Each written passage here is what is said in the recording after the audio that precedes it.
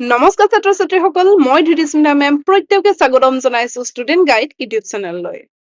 আজিৰ ভিডিঅ'টোত আমি আলোচনা কৰিম 2026 বৰ্ষৰ মেট্ৰিক পৰীক্ষাত বিজ্ঞানৰ প্ৰশ্ন কাকতখনত মই পঢ়ুৱাৰ ভিতৰত কিনো কমন আহিছে তাৰে কেইটামান কমন কুৱেশ্যন মই ইয়াতে লৈ আহিছো আচলতে গোটেই পেপাৰখনে কমন আহি গৈছিলে মই যিখিনি পঢ়াইছো হুবহু প্ৰশ্নকেইটা আহি গৈছে তো চোৱা ইয়াতে প্ৰথম প্ৰশ্নটো মই ইয়াতে আনিছো ইয়াতে হাৰ্ডৰ ডায়াগ্ৰামটো বহুত বেছি ইম্পৰ্টেন্ট বুলি কৈছিলো পৰীক্ষাৰ কাৰণে আৰু চোৱা আহি গৈছে এইখন ইয়াত তলত মই কুৱেশ্যন পেপাৰখনৰ পৰা স্ক্ৰীনশ্বট মাৰি উঠাই আনিছো নেক্সট মই কৈছিলো ষ্টুডেণ্টবোৰক যে তোমালোকে ৰেচন তন্ত্ৰৰ ছবিটো ভালদৰে চাবা আৰু পৰীক্ষাত আহি গৈছে তাৰ পাছত মই কৈছিলো যে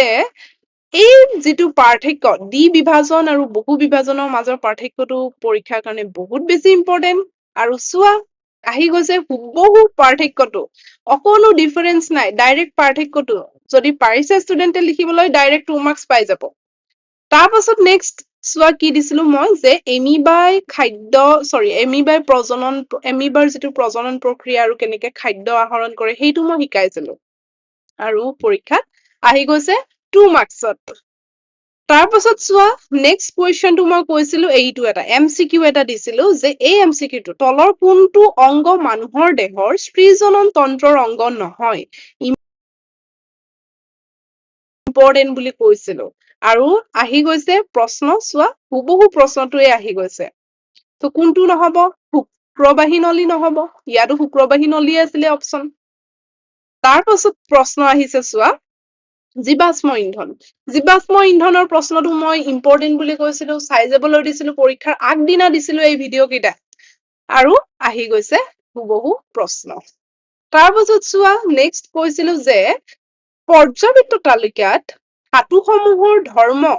কেনেকে পৰ্যায় আৰু বৰ্গবোৰত কেনেকে সলনি হয় তো পৰ্যায় আৰু বৰ্গত কেনেকে সলনি হয় মই দিছিলো যে বাওঁফালৰ পৰা সোঁফাললৈ যাওঁতে ধাতৱীয় ধৰ্ম কমি যায় ডিক্ৰিজ হয় আৰু বৰ্গত ওলোটাটো হয় তো এইটো সেম প্ৰশ্নটো ইয়াতে আহিছে ইয়াৰ পৰা আচলতে দুটা প্ৰশ্ন আহিছে 49 আৰু 45 কুৱেশ্যনটো পেপাৰত চাই ল'বা তোমালোকে এই কনসেপ্টটো যদি পাৰিছে ষ্টুডেণ্টে তেনেহলে এই দুইটা কুৱেশ্যনে তাৰ পৰা লিখিব পাৰিছে তাৰ পাছত চোৱা নেক্সট কৈছিলো যে উদ্ভিদৰ সঞ্জীৱনী পদাৰ্থবিলাক তোমালোকে ভালদৰে চাই যাবা পৰীক্ষাত আহিব আৰু সেম সেই প্ৰশ্নটোৱে আহিছে উদ্ভিদৰ সঞ্জীৱনী পদাৰ্থবিলাক কি হুবহু প্ৰশ্ন চোৱা এবিধ সঞ্জীৱনী পদাৰ্থ যিয়ে বৃদ্ধিত অৰিহণা যোগায়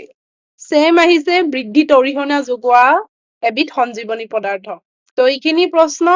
ইমান বেছি মানে ডাইৰেক্ট প্ৰশ্নটোৱে উঠাই দিছে হুবহু সলনিও কৰা নাই উদাহৰণ দিবলৈ দিছে উদাহৰণো আছে চোৱা ইয়াতে আৰু এটা প্ৰশ্ন আহিছে 30 নম্বৰ প্ৰশ্নটো ইয়াতে যদি এইটো কনসেপ্ট ক্লিয়াৰ হৈ গৈছে ইয়াতে মই গোটেইখিনি কথা কৈয়ে দিছিলো এইটোও হৈছে যে উদ্ভিদৰ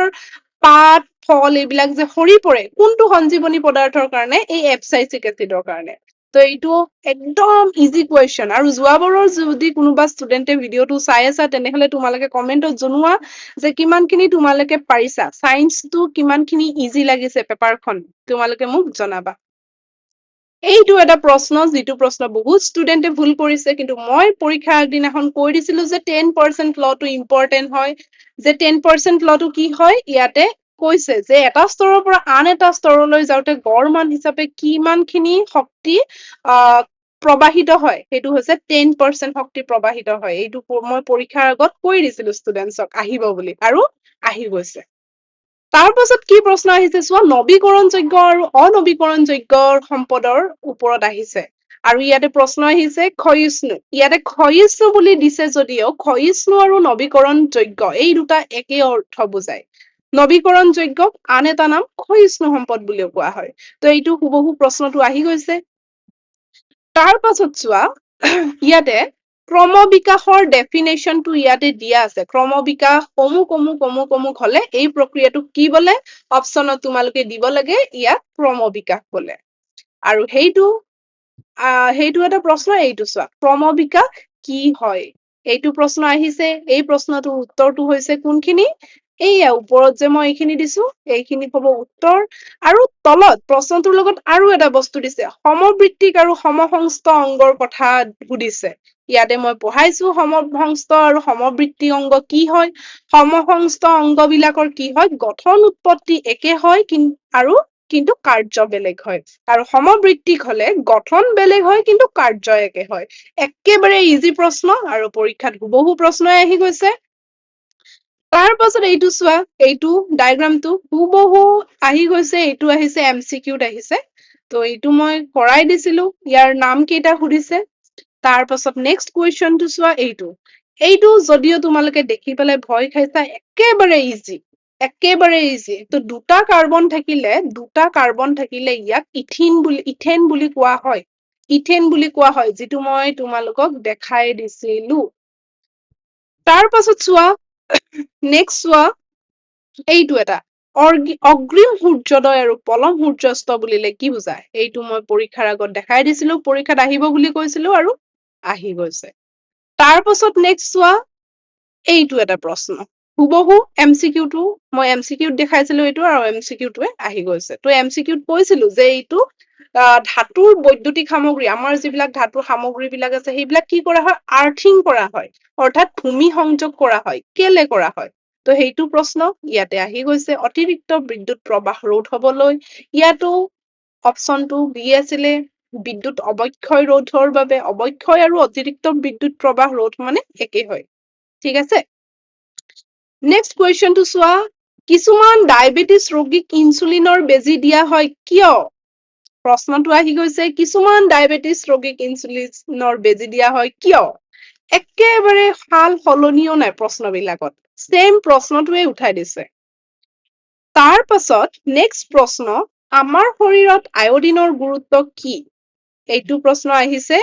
এমচিকিউত তলৰ কোনটো হৰমন আয়োডিনৰ সহায়ত সংশ্লেষিত হয় তো থাইৰক্সিন চোৱা ইয়াতে মই বুজাই দিছিলো যে থাইৰক্সিন হৰমনটো সঠিক পৰিমাণত নিঃসৰণ হবলৈ হলে আমাক আয়োডিন লাগে আয়োডিন ক'ত থাকে নিমখত থাকে সেইকাৰণে আমি আয়োডিনযুক্ত নিমখ খাব লাগে আৰু এই প্ৰশ্নটোৱে আহি গৈছে পৰীক্ষাত এমচিকিউত তো এয়া কেইটামান কুৱেশ্যন মই উঠাই দিছো গোটেই পেপাৰখনে কমন আহি গৈছে তো যোৱাবাৰ নিশ্চয় ষ্টুডেন্ট বিলাকৰ বহুত হেল্প হৈছে এতিয়া তোমালোকৰ মনত প্ৰশ্ন হ'ব পাৰে মেমে কেনেকে গম পালে কমন খিনি তো তোমালোকেও প্ৰেডিক্ট কৰিব পাৰা মই আজি ভিডিঅটো বনাইছো তোমালোকৰ কাৰণে কিয় যে তোমালোকে যাতে কেনেকুৱা ধৰণৰ প্ৰশ্ন আহিব সেইখিনি প্ৰেডিক্ট কৰিব পাৰিবা কেনেকে তোমালোকে PYQ চাবা লাষ্ট 10 বা 15 বছৰৰ PYQ বিলাক চাবা সেইবিলাক চালে তোমালোকৰ এটা প্ৰেডিকচন হৈ যাব যে এইকেইটা প্ৰশ্ন পৰীক্ষাত আহিব পাৰে তো ময়ো এইকেইটা তেনেকেই কৰাইছিলো যে আগৰ মই 10-15 বছৰৰ পেপাৰবোৰ চাইছিলো চাই পেলাই বহুত এনালাইচিছ কৰি মই কেইটামান প্ৰশ্ন উঠাই এখন প্ৰশ্ন কাকত বনাইছো যে এইখন প্ৰশ্ন কাকত পৰীক্ষাত এনেকুৱা ধৰণৰ প্ৰশ্ন আহিব পাৰে আৰু সেয়াই পৰীক্ষাত হৈছে তো এইটো কাম তোমালোকেও কৰিবা নিশ্চয় তোমালোকৰো ফলাফল ভাল হ'ব তো ইমানখিনিয়ে আছিলে আজিৰ ভিডিঅ'টো ইমান ধুনীয়াকে চোৱাৰ বাবে প্ৰত্যেককে ধন্যবাদ এনেকুৱা ভিডিঅ' লৈ আমি আকৌ আহিম টিল দেন বাই বাই